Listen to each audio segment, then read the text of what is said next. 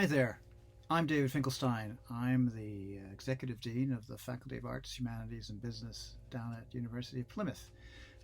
But before that, I spent about 30 years in posts here in Scotland, working at Edinburgh Napier, for example, in the publishing unit, working at Queen Margaret, working at University of Dundee, working at University of Edinburgh, and more recently working at Heriot Watt.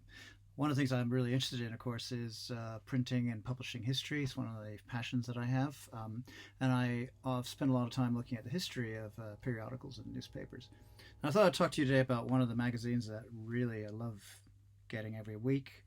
It's a joy to read because of the way in which it kind of brings together, just very cleverly thinks through its balance between fiction, poetry, cartoons, reportage, cultural events, reviews, and imagery.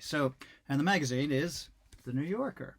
I mean, look at this. Look at this fabulous cover. So this is the cover that's come from the most recent issue, May 4th.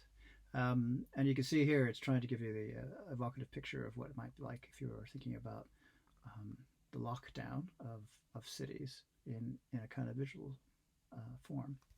What I like about the New Yorker is that it produces all these articles that look at current events, but also it has a lot of reportage about cultural activity, reflections on the world.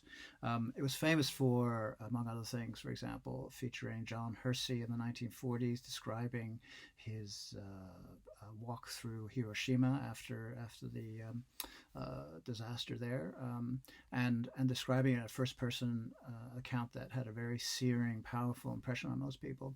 It also featured Truman Capote when he was thinking about writing a series of articles about a very obscure murder that occurred in Kansas and suddenly became the basis for that really well-known book of nonfiction reportage, In Cold Blood.